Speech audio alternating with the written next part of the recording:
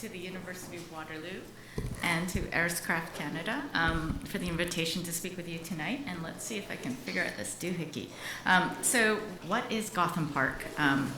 Well, if I told you that there was 9 acres of land, unbuilt land in Lower Manhattan that stretches all the way from City Hall to the East River, what would you have said? Would you have believed me?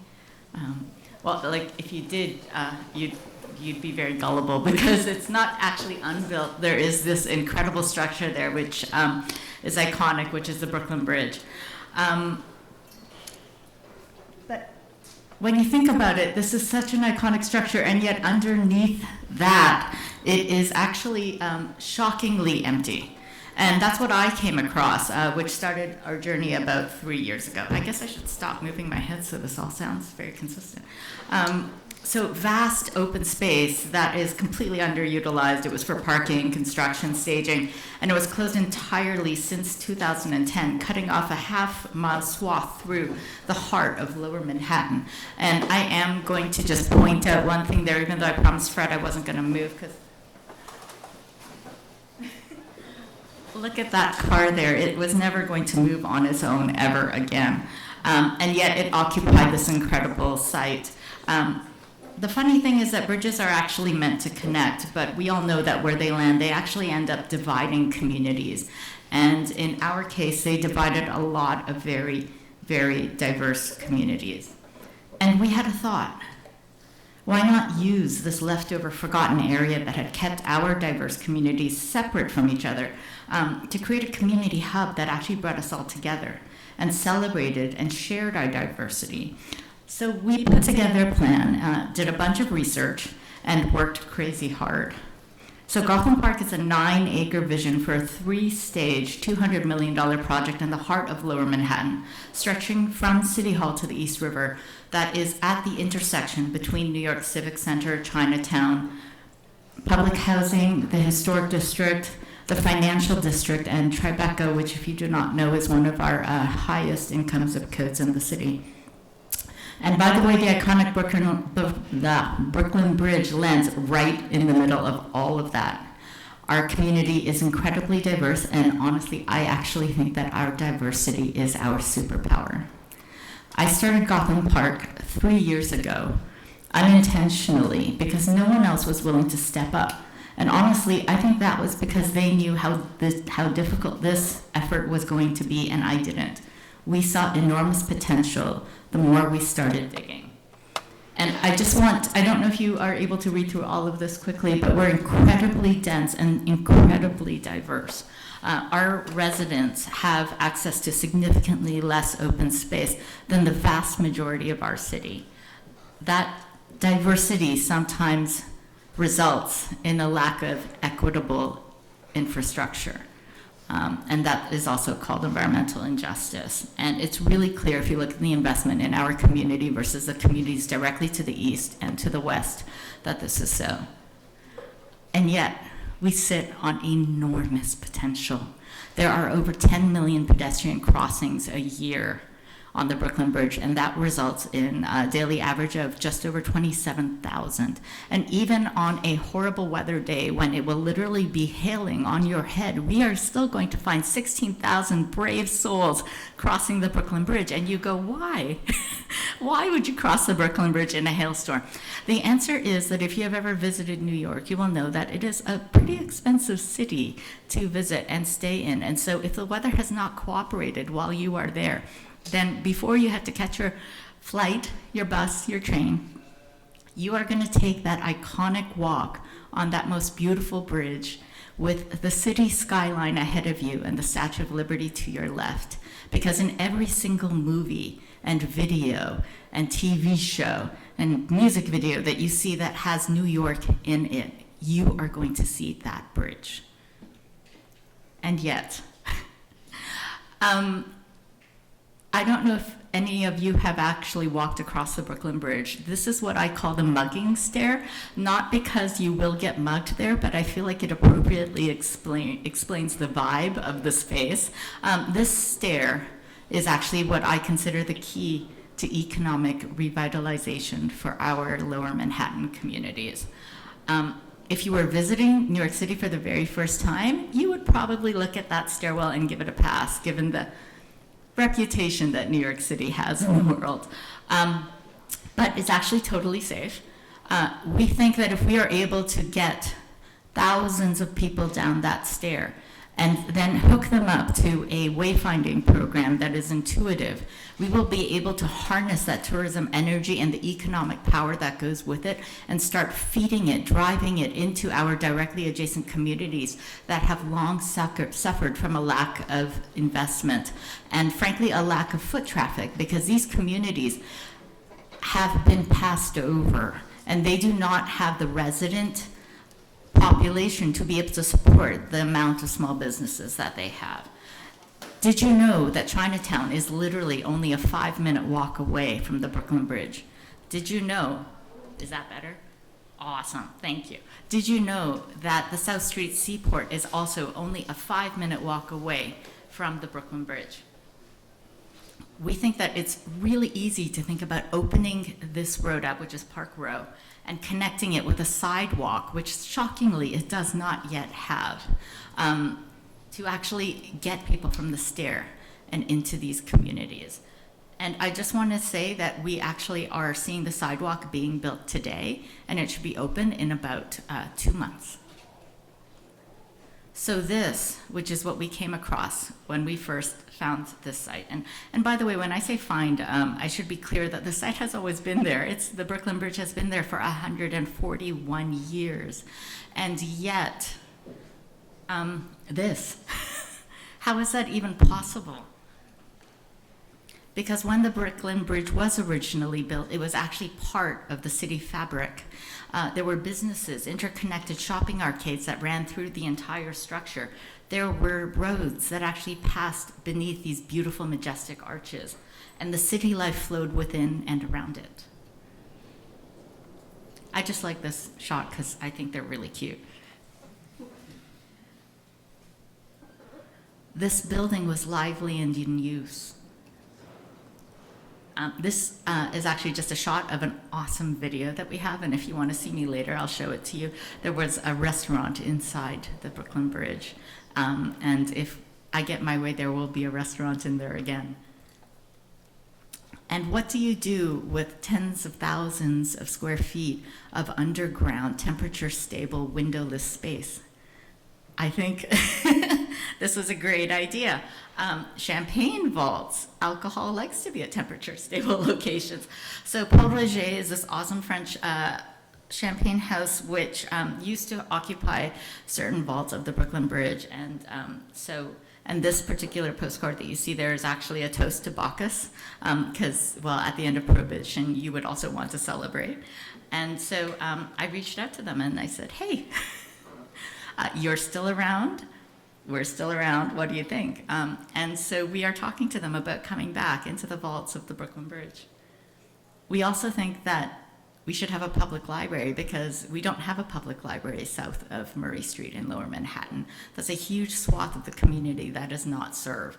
And when you think about it, libraries are incredible spaces that dare you to dream, but also collect the wisdom of all the people before you. We think that that's an incredible, evocative thing. And if the Brooklyn Bridge is anything, it is both a legacy and a challenge. It tells us that people 140 years ago were able to dream really big and do incredible things by working really hard together. And we want to bring our own generation into these buildings and say, hey, with the technology and the learning that you have behind you 140 years later, show us what you've got. We think that these spaces are screaming to be opened up again, and that is what we are working on right now, and I think we are incredibly close. This is Harold Hunter. He's an incredible skateboarder.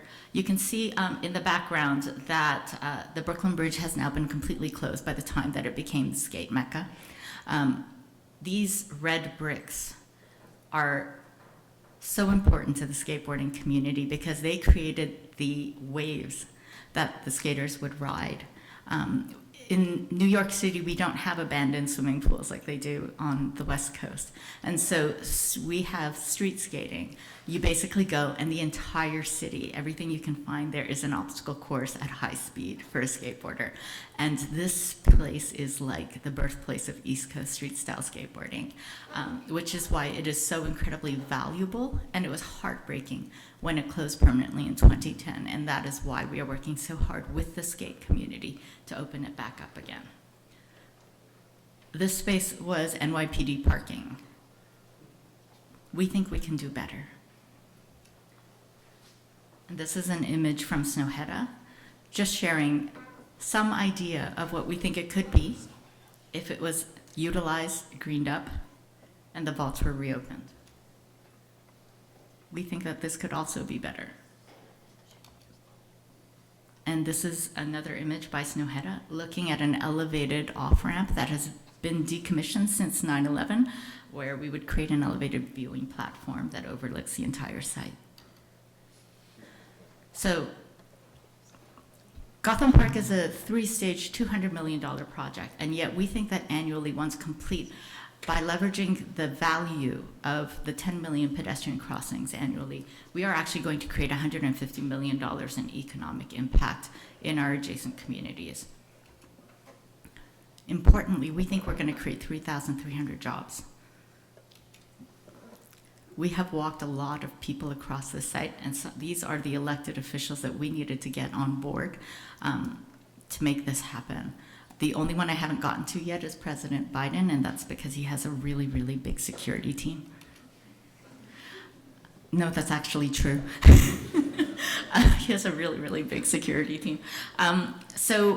We saw some success after about a year and a half of crazy effort, and that success was being part of the new New York plan, which was convened by the governor and the mayor jointly.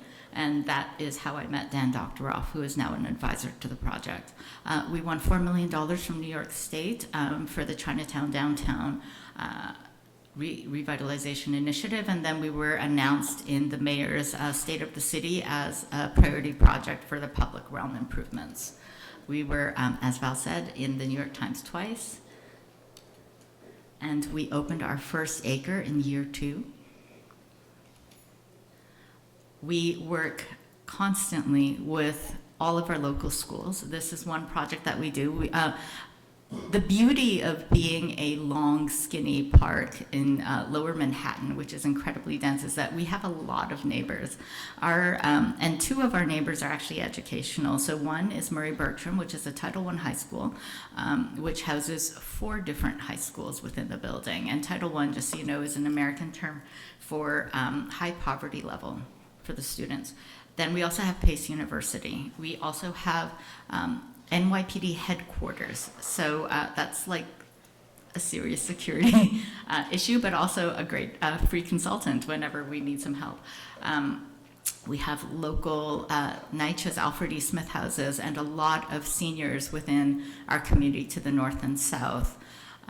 We basically got everybody together along with all our agency partners, and so we're talking about DOT, which is the Department of Transportation, DOE, Department of Education, DEP, Department of Environmental Protection, MOCEJ, which is the Mayor's Office of Climate and Environmental Justice, City Hall, our seniors at NYCHA, our local university right next door in environmental protection, and all of our local architects and engineers, and we brought them all together and asked them to help the high school students across the street figure out how to deal with climate change with resilient planters that dealt with stormwater retention, rainwater filtration, had comfortable seating for those of us who are a little bit older, had a skatable edge for those of us who are athletically minded, could function as a security bollard for our NYPD consideration since we are a terrorist target, and so many other things. We think that if students at a young age are able to understand that, number one,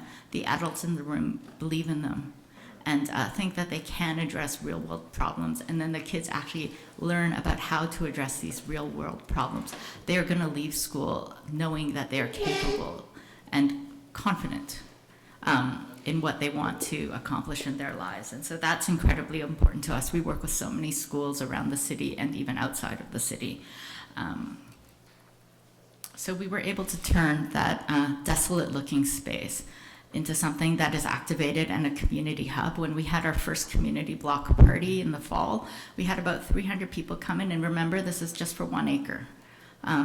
For our second community block party, which was this spring, we actually had over 2,000 people come. And we are planning a Lunar New Year celebration where we expect significantly more, and at that point we will be 4 acres. So this became that. This is the incredible team, part of the incredible team that I have been so fortunate to work with. We are a 501c3, which means that we are a public charity. This work is essentially a land grab. DOT did not ask to give us this space. We have had to fight tooth and nail for every single square inch that we have. And since we have opened up, we have taken care of it ourselves, the entire 1 acre, and now soon to be the entire 4 acres. We are enormously excited at the opportunity and the trust that they have given us to be able to move forward with this project. We are still waiting for them to completely fund everything, and but we feel incredibly close. So we're super excited. What we are most excited about is the fact that we have opened up space for community to be built and community to come together, because community is not built in your living room. It is built in the public open spaces where everybody is free to enter, where you meet somebody who is not like you, who is different from you, where you find something, a thread of commonality that you share, and you start talking to each other. That is how community happens. Enough about me, though. I actually want to talk a little bit about you and help you and what I have learned along this crazy, crazy ride. So I've never actually built a park before, and I did not know a single elected official 3 years ago. I still can't keep plants alive. So I have a lot of things that were actually stacked up against me, and this is to say that don't let what you haven't done before stop you from trying something. What did I have in my favor? I have an awesome team who believe, support, and partner with me to make incredible things possible. And they have skill sets that are very diverse and different from mine. It's together that we actually make these things happen. I have a community of people willing to use their social capital and their capital to advance our shared vision. It's really hard to get people to buy into an idea when you don't have site control. There is no guarantee that you will ever get it. And similar projects average about 15 years before they even get greenlit. The potential project costs are in the hundreds of millions of dollars, and you are in a flood zone, and your next door neighbor is the police headquarters, and you are actually smack in the center of a civic center security zone. And it's a nonprofit, so that means that anybody who invests gets no money back, except for they do get your eternal gratitude. And I am truly and forever grateful to the visionary people who are willing to put their time and energy and money where their mouth is to lift us off the ground. As an Asian immigrant woman, I was raised by my incredibly loving and supportive and traditional parents to believe that I could be and do anything I wanted if I was willing to work hard enough. But I wasn't supposed to actually ask for things. The assumption was that if I performed, I would be rewarded. And I learned painfully late and heartbreakingly that life doesn't actually work this way. So know what you want. Be really, really clear in expressing it to others. What you want and what you need, and express it often. Have a plan, and then have 10 backup plans. And be really flexible in how do you get to your goal, because there are 5,000 routes to get there, and not everyone's going to work out. Do your homework, and then do more. Make it easy for people to say yes to you, because sadly, no is always the safer and easier option. People have to really stretch to say yes.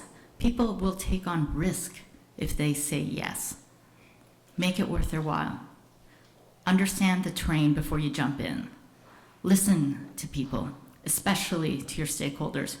People will be more open to your ideas if you are able to show that you respected them enough to listen to them first and can put your ideas in the context of their priorities and concerns. Find the common thread. For example, the seed of Gotham Park started with a boring community board meeting. Over 100 skateboarders logged into WebEx. I don't know if you guys know what that is. It was at the start of the pandemic. Anyways, WebEx sucks. And nobody knew how to use it. But they logged into it and patiently waited for over an hour so that they could speak for 1 minute about what the Brooklyn banks meant to them and why it needed to be brought back. And every single story was about how this unique public space allowed them to find their people who understood them, who respected them, who inspired them, and who shared their own very different worlds with them so that they could learn and evolve into something they didn't even know was possible, and where they formed lifelong friendships that turned them into the adults that they are today. It saved them, and it saved their families. It changed the trajectory of their lives. The banks were that consequential, and they showed up to fight to provide that same opportunity for the next generation. And that was what moved us all, us older non-skaters, to support bringing back the iconic Brooklyn banks. Make allies. That goes with listening. Find commonalities. See how you can help them meet their needs. How can you collaborate? It's not just about you, or maybe even about you at all. I totally lost my spot. And it's about what the community needs, and frankly, if I didn't feel that way to my core, I wouldn't be reopening one of the most historic and beloved skate spots in the world as a non-skater. The public swimming pool concept, that's from my neighbor, Aixa Torres, a fearless community advocate and president of NYCHA's Alfred E. Smith Houses, our next door neighbor who I love so much and has guided me through so much. She's been advocating for a public pool for decades, especially for her children who don't have a pool to learn how to swim in safely. And that's crazy because they literally live across the street from the East River. The library I'm dreaming about, my fellow community board member and also next door neighbor at Southbridge Towers, Joe Lerner, has been advocating for a public library for this community for decades, since we don't have one servicing most of Lower Manhattan. The accidental performance spaces, those are inspired by the students in the performing arts at Pace University, also another next door neighbor, because they have an incredible kick-ass program. But you know what, how do people get comfortable performing in front of strangers if they don't actually have the chance to perform in front of strangers? With an open stage right next door, they can hone their craft and entertain the passerby. You get the idea. It's about partnership and looking at ways that it can be a win-win or a win-win-win or a win-win-win-win. You get the idea. All of this takes time because people are not a checklist. They are a relationship, and any healthy relationship goes both ways. Relationships require an investment in an open heart, goodwill, time, conversation, and shared understanding and upkeep. Always lead from a position of trust. And the reason why this is so important is that people sense when other people are open to us and when people are not. So start with trust and keep trusting until proven otherwise. That super simple thing has gotten me and Gotham Park so far, because no matter what you look like, what language you speak, what sex or size you are, what God you do or don't believe in, how much money you have or don't have, I am here to discover the glory of you. And I hope that you also give me the benefit of the doubt and meet me, the person that I am underneath this skin. I have found that this has helped me so much more than hurt me. And when I've been disappointed, then that's not on me, that's on them. Under promise and over deliver, and this one is so hard. It's hard even just to yourself because you have really big dreams and so many ideas. Self-discipline is critical. Each awesome idea sprouts 40 to-dos. You have to ruthlessly edit. Be single-mindedly focused on your vision and check things off one by one. And I'll be really honest, I'm still working on this one. Gotham Park stands on the shoulders of giants. Find shoulders to stand on, and we've had the luck and the fortune to have some really big ones. Two of them are the Skate Park Project, which is Tony Hawk's Foundation, and Friends of the High Line. And so many seriously awesome individuals who have been willing to share their advice and their time. Dive deep into their well of experience, expertise, network, and support, because you do not have to reinvent the wheel. Oh my God, I spent so many nights in school reinventing the damn wheel. Don't do that, that was a mistake. You can learn from the experience of others, so do that. It saves so much time and heartache, and lean on your giants and thank them. Thank them often for lifting you up. But giants are really rare, and nobody owes you anything. Don't think you are going to get anything without some really hard work, and so much more hard work than you ever expected. I think if I had known how hard this was and how much personal risk I was going to take on, how much more longer it would actually take than my brain could compute was common sense, I would not have had the courage to start this journey. Because courage is understanding the risks, but forging ahead despite them. So I wasn't courageous, I was naive, or just not that smart. Treasure your naivety, because that is also precious and also a superpower. Someday, when I look at a finished 9-acre park anchored by the iconic Brooklyn Bridge, filled with people laughing and playing, it's going to be my naivete that opened that door. Get really comfortable with being uncomfortable. I learn things every single day, and in fact, I learned something today at Crit, thank you. And it gives me great joy to learn these new things. Like, did you know that magnolia trees existed before bees? And so bees are too small to actually pollinate them. So they're pollinated by beetles. I thought that was super cool. So now hopefully you learned a new thing today too. I'm still learning how to get comfortable with asking people for money and for help, how to do social media, how to speak in public without turning red or, falling over my own words. When you stop learning, you might as well drop dead. That feeling of panic and discomfort is how you grow. So use it as a sign and encouragement to keep learning. And don't be ashamed that you are learning. Be proud that you are learning, because that means that you are evolving into a stronger and better you. You are expanding your perspective. You are amassing information and expanding your skill set and building your power. And you will be able to focus all of that learning and discomfort into achieving your goals throughout your entire life. Let your passion shine. People fall in love with passion. Passion is exciting, pure, and raw. Passion is contagious. Passion is a superpower, so harness yours. Share it generously, and you may be surprised by how many people share it right back with you. Something as large and multifaceted as Gotham Park is so hard.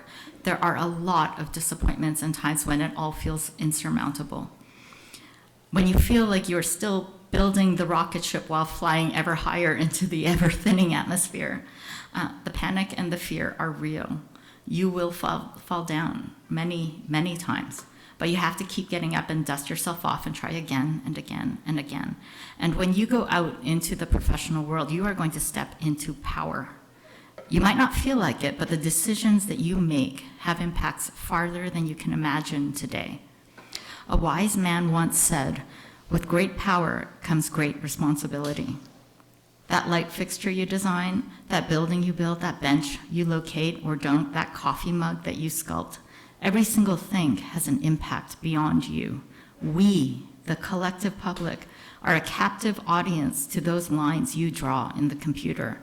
Those drains that work or don't, the streets that are safe or not, the sidewalks that exist or don't, the schools and classrooms you build, you are touching and guiding lives with your imagination, and your decisions matter deeply. You can choose whether a utilitarian thing can also be a thing of beauty and inspiration, can be a thing that uplifts or a thing that oppresses. You can put a scowl on or a smile on someone's face. You choose. With great power comes great responsibility. Every single one of you is here because you are exceptional and you are fortunate. Take advantage of this special time. Explore, question, dive into discomfort, learn, thrive, and remember that this planet and the people all around you are extraordinarily delicate. Equilibrium is ephemeral. Treat them with kindness, consideration, respect, and love. I'm going to end with a quote from Octavia E. Butler that resonates with me.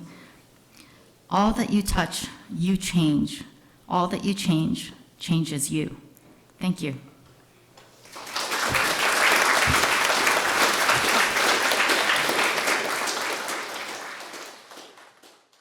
Thank you, Rosa, for that presentation. So welcome to the School of Architecture. I know we're celebrating 20 years. I know is your first time in Cambridge? For myself, I came to Cambridge when we were in third year. So I do remember ES2 and Waterloo, so I do have that connection. And one of our first assignments when we came here as a group, it started off as a group case study, but it was our entire term project, was to re-envision the Gardner Expressway. So we had a full-scale 1 to 500 model of the Gardner from, I was in the middle. I did the TD Towers, so I forgot how far it went. I think to the beaches, to Ashley. You don't remember? Okay, to the beaches, to Etobicoke, but so our group had to make all the bank towers. I recall that. So with regards to that, and so I'm going to ask you a few questions, but if you guys feel free to, if you have any questions, we'll open it up, okay? I believe there's a microphone going around. So with regards to your experience with transforming infrastructure challenges, the transformation of an infrastructural burden into Gotham Park is an inspiring story. What was the turning point that helped shift the community and stakeholders' perception towards viewing this space as a community hub? I think it was literally as simple as pointing it out. Once you've been to this space, even though it exists and has existed in some form or other for 141 years, everybody avoided it. Nobody walked around down there. It by playing here. No, well, Not you playing it. Yeah, Your son. I could have. Yeah. But I didn't. But your son. Yes. It's incredible because it's honestly this dark sort of like armpit of lower Manhattan that stretches, and all the buildings that are directly adjacent to it actually turn their backs. And you think how majestic the Brooklyn Bridge is, and then you think, why would anyone turn their back to the Brooklyn Bridge? But then when you see what it became, you understand. And then What it's becoming, or what it was before we came Okay. around. And but then you could see it's still such a glorious building and a glorious piece of infrastructure, the potential that was in this building. And so then you start looking at all that land that lies under all of that spaghetti-ness of off-ramps and on-ramps, and you look at it and you go, wow, there's so much that could be possible here. It's instant. And then as soon as you explain the idea of reconnecting all the different communities alongside it on both sides, and starting to feed all of that economic activity into the neighboring communities that had been so far overlooked. It's like of course, so it wasn't even really a discussion with anyone. The question was just, how was it going to happen, not if it should happen. So therefore, what role do you think you see parks and public spaces playing in reducing urban stress? Do you think that was part of the community's engagement? And how might this be prioritized in future developments? Yes. So Gotham Park is a COVID baby, which means that There was a lot of stress. Yes, there's a lot of stress, and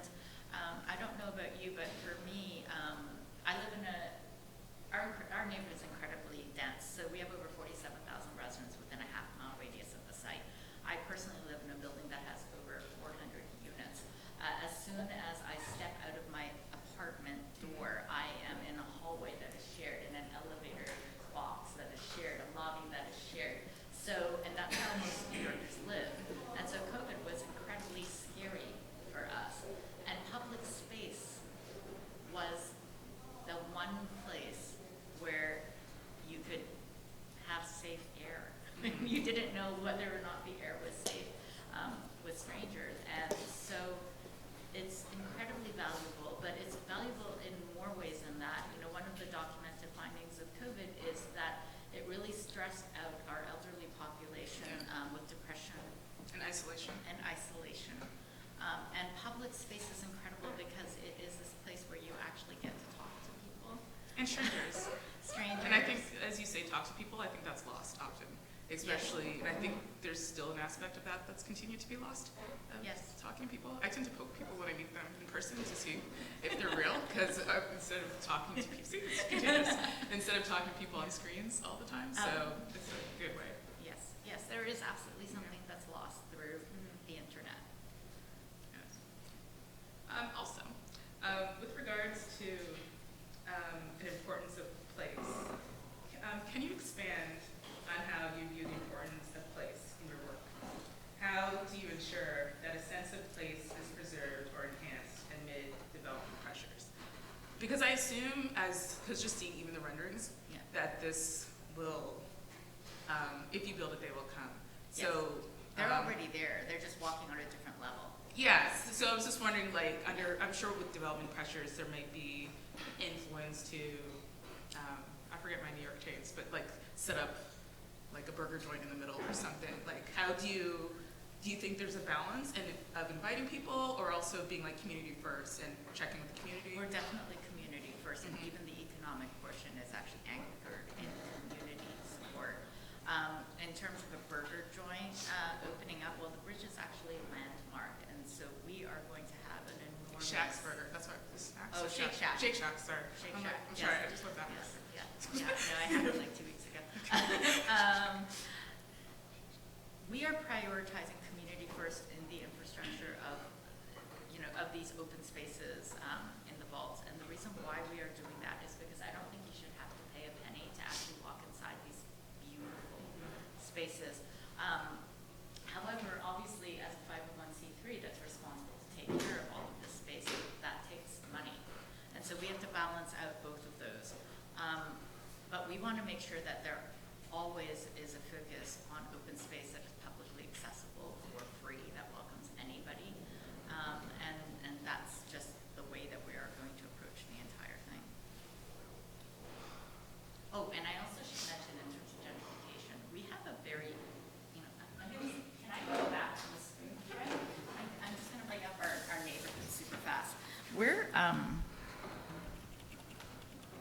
We're really landlocked. And I mean that in the sense that this is a historic district. This is incredibly low built. This is one of the original settlement areas of New York City. Southbridge Towers is former Mitchell Lama housing, which has turned co-op. 70% of the residents that live here decades later are actually still the original owners. Pace University is our next door neighbor, and they are not going anywhere. If anything, they are expanding and revitalizing their campus.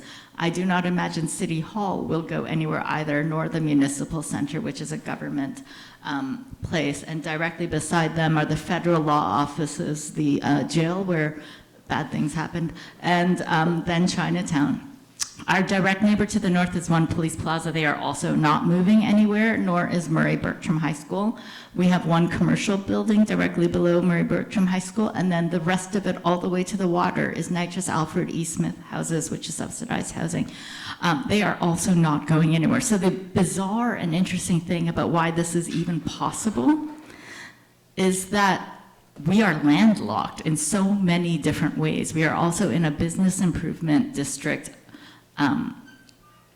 black hole, which means to say that we don't actually have a business improvement district in our area. And the reason why is because bids don't actually have the pool of commercial landowners from which to actually draw their funding.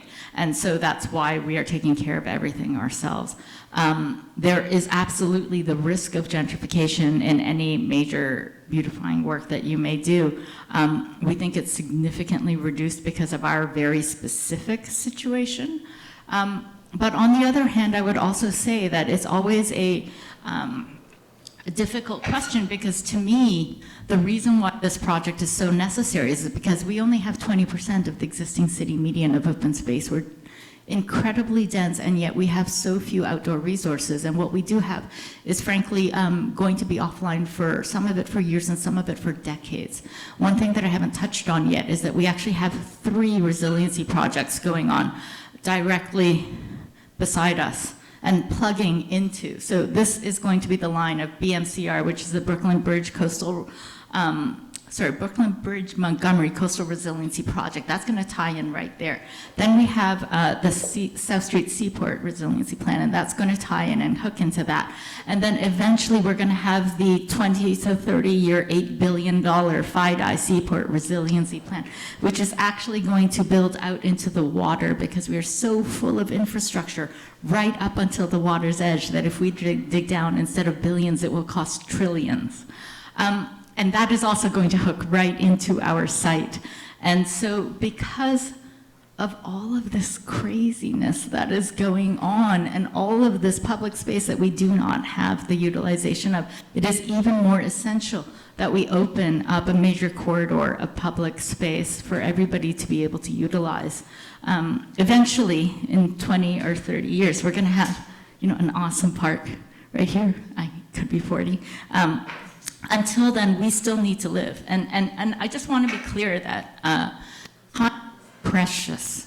Time is so precious. When those basketball courts were closed right outside the door of a high school, well, high school kids are in high school for 4 years, hopefully. And those basketball courts were closed for 11 years. So how many classes of kids didn't have the ability to just go through that fence and play basketball every single day? It shouldn't take 15 years for a public space project to get greenlit, right? Time matters. People's lives are changed and impacted by having access to outdoor space. Any questions, anybody? Okay, I will start being the Dutchman once again. Coming from a continent and a country where we had, basically civil law, we didn't have a common law system. When I arrived in North America, and especially in the United States, where I taught for a few years, I was stunned by the defensiveness of basically almost every public authority because of the problem of liability. That was, whenever one tried to do something, it said, the lawyers will not agree because nobody will insure this. And right now we see that basically, and Donald Mackay talked about it yesterday in my class, that, the state of Florida will probably collapse because it has become uninsurable, whatever happens there. So I'm interested in the question of liability of this site that you have faced and the way you've dealt with it. Just as tying to Robert Young's question, because it's a skateboard park too, because I think when he asked about liability, often I think of aspects of defensive design in public spaces where we do, I forget the little marks on curbs. Skate stops or handles on benches so you cannot sleep there. Right. So for you intentionally working with the skateboarders group to purchase, and I guess it is a question of liability and the difference of how you see it unfolding. Liability. I haven't quite thought of it that way, so I'm going to start with hostile architecture.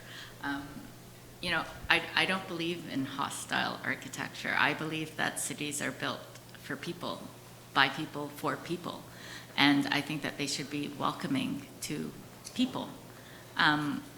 Just like I got really pissed off when I saw that car occupying by itself an entire large cavernous space underneath the Brooklyn Bridge. There were no people there, and that car is not more important than a whole community of children. So to me, space should always be welcoming, and different people have different reads of what welcoming is. But I think we all know it when we see it. And so to us, it's going to be hard to sort of ride that line between being someplace that is open and welcoming for everybody, because some people will not feel welcome when other people are there. Some people might feel like it's dangerous. So we have to figure that out. And I have to admit, we don't have all the answers, but we definitely have the intentions and the tenacity to figure that out. And we are going to learn as we grow. Now, liability. So every time we have a skate event, which is frankly often, we get extra event insurance, and that is specifically for skateboarding, because most insurance, I don't know, this might be really boring to you guys, but most insurance companies don't actually cover skating as a standard use of public space, and yet the Brooklyn Banks is one of the most famous skate spots in the world. When we opened the 9 stair, shockingly, people flew in from around the world to attend the opening of 9 steps in one location. And so, you know, I don't know that any skater has ever sued anybody from anything happening. I think that's part of the culture. They would be cast out of the culture if they were to do such a thing. So we take care of the risk, but we don't think of that as a real risk, I would say. The other thing I would say is that for the skate community, when we didn't actually have open space, the space was so beloved that people learned how to skate it with their thumbs in the Tony Hawk video game, Pro Skater series. And so when they actually came to see it in real life, they were just in awe because they couldn't imagine it was there in front of them, like touchable, which is sort of fun. So question? Yeah, that was really nice, so thank you. And it was really nice to see all of the pictures of how, like, you know, decades ago, all of the infrastructure was used like for commercial activities and like a lot of economical activities. So I was just wondering, like, what happened, like what went wrong? Like, was it like a slow process, like it was just like degenerating, or like was it something like precise, like something concrete? And like, if it wasn't, like, how is it not going to happen again? Everything in the world takes maintenance. That includes you, that includes this building, that includes your car, that includes a bridge that is as large as the Brooklyn Bridge. And maintenance of that scale takes a lot of money, and it takes a prioritization. And I think that that just didn't happen. And slowly it just started to fall apart, not structurally, but in terms of the habitability and usability of the interior spaces. And at some point, it just became abandoned. And then it became a homeless squat. And then finally they realized, you know what, we have to take care of this. This is a critical piece of infrastructure. And then they closed the entire thing down. And so now what we know, obviously everybody knows this, is you have to take care of the things that need care, which is everything. And otherwise it will actually close down again. Personally, I think that if you are using space actively, you are more likely to see as it is breaking down and take care of it than if you just let it rot. Do you also think the urban context supports this program? Because I'm thinking of, we have the Bentway in Toronto below the Gardiner, and because I think it's a mix of different interests, but if this was a highway overpass in a suburban neighborhood, is it just a different scale of use, or it's a similar, do you think like the impact of the surrounding? I know you could still satisfy the community, but it's just an issue of scale or just different? No, to me this is a singular project. It is unique in that it is responding to the past history and the neighborhood and the community that is around there. I wouldn't say, you know, let's just put champagne vaults in there to put champagne vaults in there, but it's pretty cool that there was a champagne house that was in there and that they're actually still around, and that they want to come back, or that this is a home for skateboarders, and that they really need a home because, you know what, they actually get kicked out of pretty much every other public space that they are in. So I think you know, the fact that Chinatown is right next door and that we are 64% BIPOC has a huge effect on what we want this space to be both physically as well as in terms of programming, in terms of satisfying the needs and the interests and the potential of our directly adjacent community. Hi, thank you so much for your talk. It was very inspiring. And what I was interested in was Val mentioned that you had a large advocacy for climate action as well as community, which we can see in the project. I was just wondering what environmental efforts, because it seems like from the photos you showed, it's very paved, which is good for accessibility. It's great for skateboarders. And was probably how it was built a long, long time ago. I was wondering but there is obviously some vegetation in those photos as well. I was wondering what, being on a floodplain, were your plans for some conservation? I know there was some other projects that are connecting in, but I was wondering if your organization specifically had. Yes, we actually think that's absolutely foundational to the entire project, is that we are designed to be a floodable park, and specifically to take cloudburst flooding hit whenever there are events, because we are definitely seeing an increase in the amount of cloudburst events and flooding that we have. Interesting fact, because I like sharing fun facts, New York City has a combined sewage overflow, which means that when it rains more than 1.75 inches in an hour, that our sewage system floods. And that raw sewage actually goes right out into the East River, which is super duper gross, and that our streets flood. And so whatever we are able to do to address that issue, which ideally doesn't involve digging up our entire sewage system, because then that goes back to the trillions of dollars, we need to do. And so we would like to do bioswales, we would like to do rain gardens, we would like to do underground cisterns. We would, but we also have to recognize that this is a critical piece of urban infrastructure and transportation infrastructure. So there are definitely going to be hardscape areas, but then there are also going to be areas where we can do permeable pavers. So we are looking at everything and anything. We also really want to be a place where we are at the forefront of education and showcasing New York City-based environmental and climate change technologies that are being developed right in town, so that people have a sense of what is possible and are able to learn about it as it's being developed. We think that education and exposure, especially in our youth, is incredibly crucial to fixing this problem, which I hope desperately is still fixable. But the reality is that what you're seeing there is the existing space, and we have not yet embarked on a full design vision of what the space is. And in fact, the spaces, when they open, when we get our next 3 acres, that's not going to be beautiful permeable pavers or planting beds or anything like that. It's actually going to be concrete, brick, and asphalt, and we are going to take it gladly and say thank you, because once we have it in open public use, then that changes everything. And then we are going to design it, and then we are going to rebuild it into what will be, a legacy public space. Yes, Val? Or, oh. Yeah, so, sorry.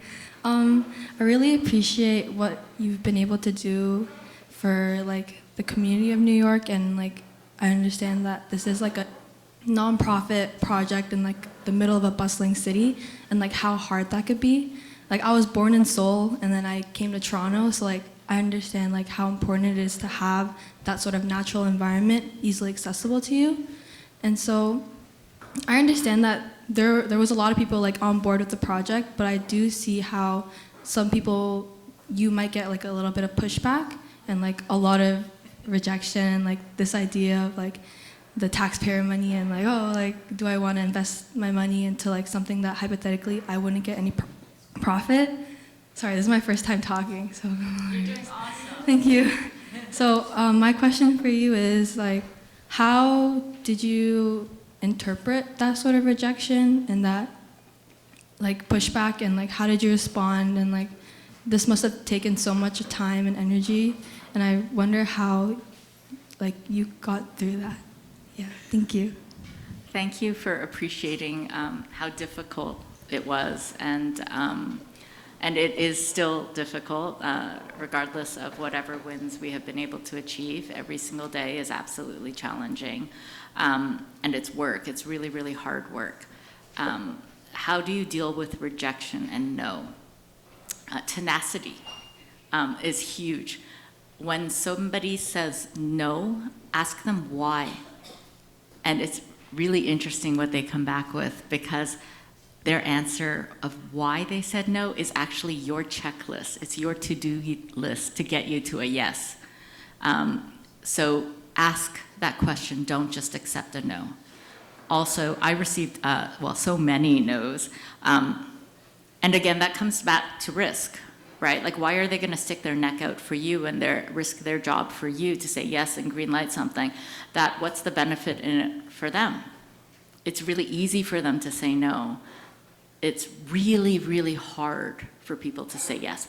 And so you have to keep going up the food chain, frankly, to somebody who can say yes without getting their head chopped off. And that's what we ended up having to do. And that took a lot of time and a lot of door knocking and a lot of no's until we got to a yes. And so if you are firm in your belief that your idea has merit, and if you are willing to work to make that happen, then believe in yourself. Right? And just keep working through all the no's. And eventually you are going to go over them, you are going to go under them, you are going to surround them on all sides, and that no won't matter anymore. You're going to get past them. That sounds sort of mean, but. Actually, no. No, it doesn't.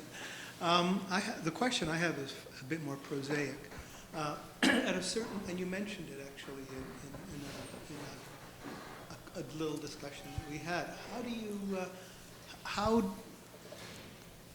are you going to engage, architects, engineers to do that? Well, how, are they volunteers or are they? Yes. So yes, we are engaging other people, and I'm not a landscape architect. There are people who are going to be way more kick-ass at it than me and way more well-resourced than me to do it.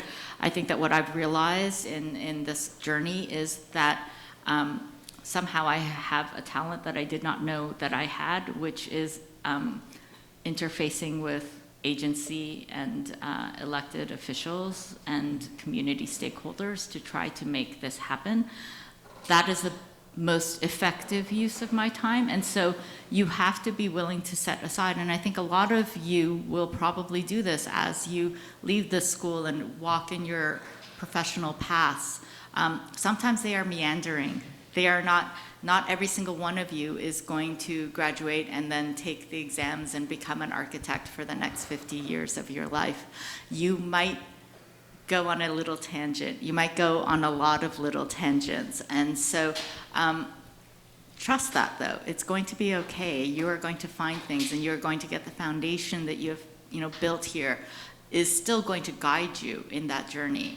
And it's all cool and good. But going back to who are all the professionals that we are working with. So far we have had the incredible fortune of working with a lot of professionals who believe in the project and believe that it will happen. And they are putting their time and therefore theoretically their money where their mouth is. Stillhead has been awesome with us. We're talking to, and Arab helped us with the resiliency project that we call GROUP, which is Grassroots Planters. We've been working with Borough Happold. We're talking to Langen. They've been awesome. There's been a lot of excitement about the project, and that excitement has built a lot of support in the design community, and we're incredibly fortunate for that. I don't imagine that I am going to design it, even though I would love to, but that's not where I'm best utilized. No, I totally realize that, but this is a big series of works. In a kind of, if these were municipal parks, there would be an agency managing them. Yes. Overall. Somebody managed Olmsted's designs, for instance, and so who do you envision, or are they already in place? Who do you envision the project managers might be to be able to say, okay, we're going to do the next one, we're going to hire these guys, this is how it's going to move ahead? Because at a certain point, I mean, you've done the really heavy lifting Yes. to get the thing moving. Yes. But at a certain point, you've already kind of greased the skids. Yeah. You know, the big rock is ready to move. Yeah.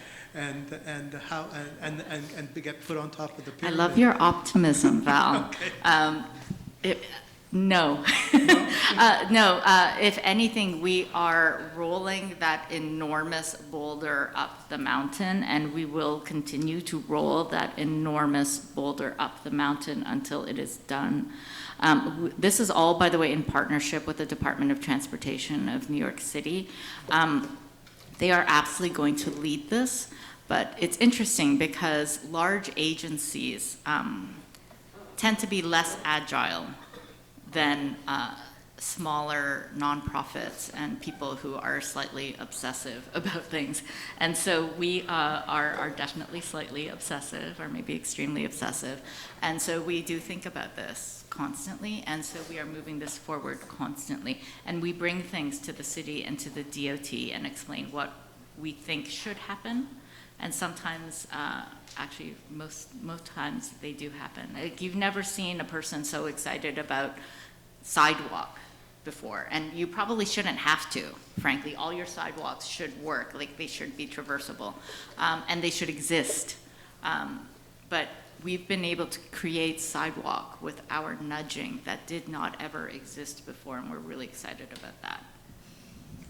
I'd just like to add with your strengths for the project. I think it's convenient that City Hall is your neighbor, is close, because you mentioned earlier how you've approached city officials outside as they enter or leave the building. So you get that encounter. So I think Yes. it's also like describing yourself, but just like open mouths get fed kind of thing. So just be more upfront.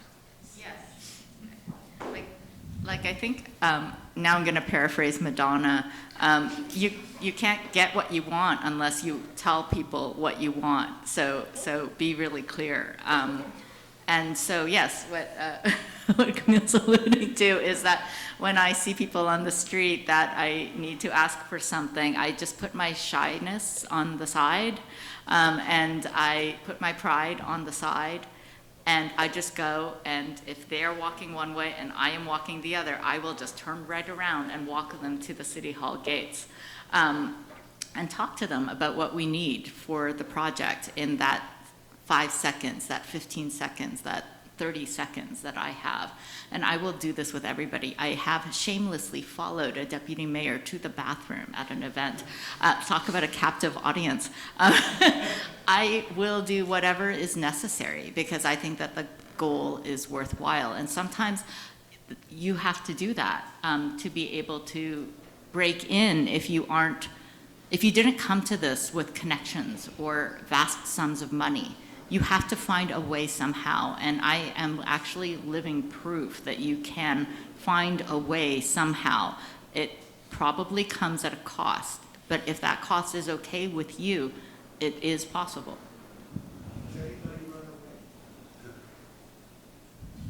No, because I always approach them with a smile.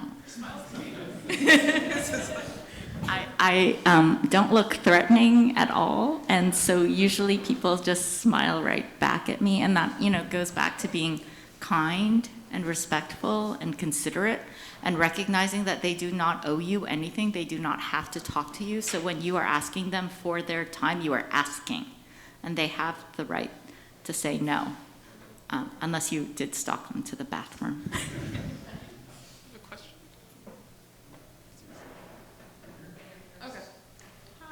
I was wondering, how do you organize a proper sense of program for such a large space? We've been learning about site conditions and applying that to our buildings, but with so many site conditions, the police station, Chinatown, how do you make sure that it still serves the community well and properly?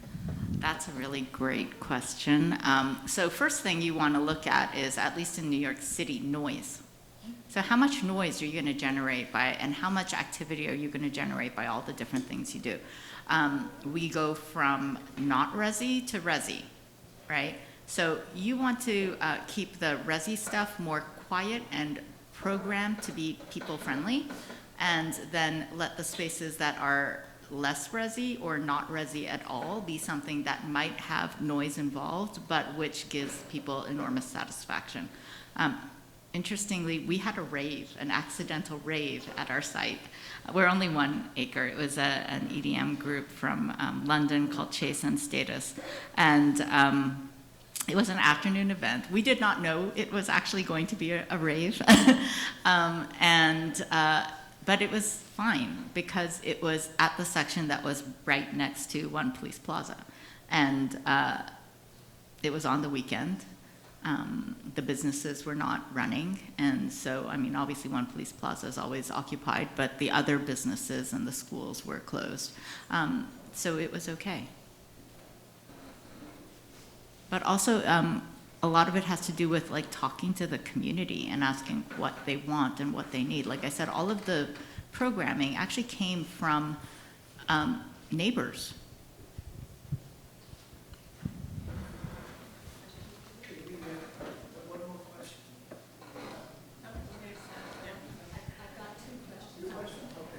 Hi. So I really admired that end quote that you had, the all that you touch, you change, all that you change changes you. How would you say that this project really changed you as a person, as a person and as an architect? Oh, wow. It caused me to step outside my comfort zone like so many times that I'm almost comfortable with stepping outside of my comfort zone.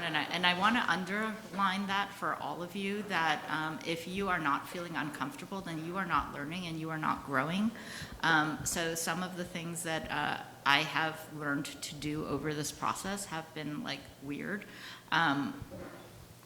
But I think that they have expanded my own understanding of what I am capable of in service of a larger goal. And that's something that is only going to carry me forward, right? So I would say that has been the most significant thing. And the other significant thing was, even though you might not know it from tonight, I'm actually deeply private and shy. And so to go out and talk to strangers, even if they might not want to talk to me, is incredibly, incredibly difficult. But I have learned to fake it till I make it. And that's also an important life skill. Yes?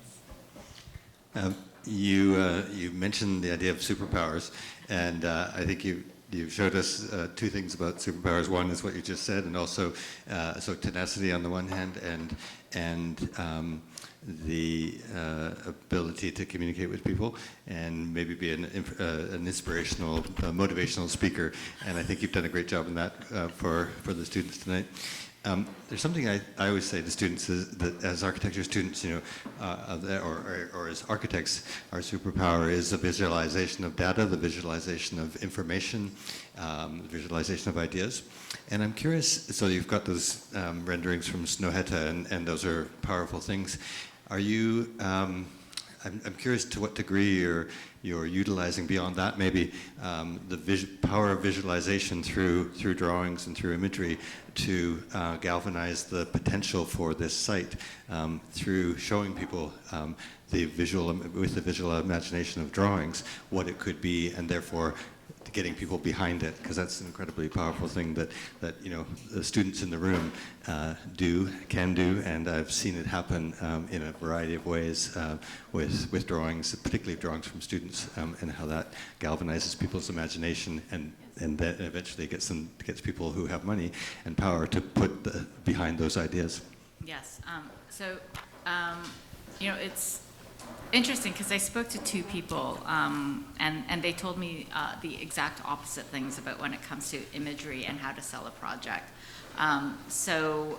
One told me that the only way that they were able to get their project supported including financially, was by taking an image of the existing site and then taking that around on a roadshow and explaining the idea and letting the people, the audience, overlay their own imagination of what was possible on that existing derelict site.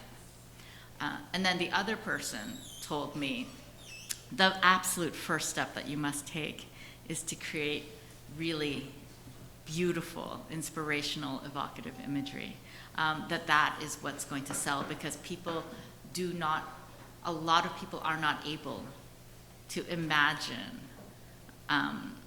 what the potential is of a space.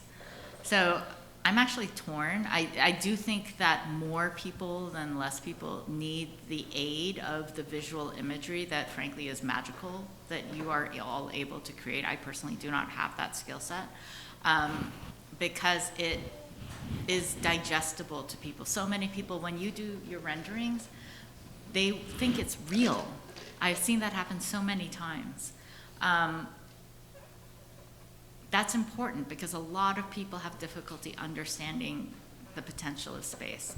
But I also think that, that first sort of inclination also has its value, because for the people that do have imagination, it is beautiful for them to sort of think for themselves what they could see in terms of the potential of a given space. I don't know if that's an answer. Oh, it is an answer. Okay, thanks, Rosa, Camille. We're going to wrap this up. Thank you all for your questions. Really great questions, and thank you for this kind of a really beautiful look at something that is a kind of bottom-up design, and it's something that's probably never going to be finished, which is even the best part. No, don't ever say that. No, I mean it won't, because the No, minute strike those words from whatever video this what I meant is. The minute you get to one end, you're going to go back to the other end. No, this is not the Duomo. This is going to be done enormously quickly. I say time matters. That is just the way it is. And if you want, I will make a bet with you on it. It is happening very, very quickly. I am not on the 50-year plan. I am on the absolute max 15-year plan, and I am working at crazy pace because it's worthwhile. No, I believe you. I believe your pace, but it's public space. It's people will have their say. People will come up with even better ideas, times, and then. Yep. Thank you. Okay, Camille, thank you again for the great question.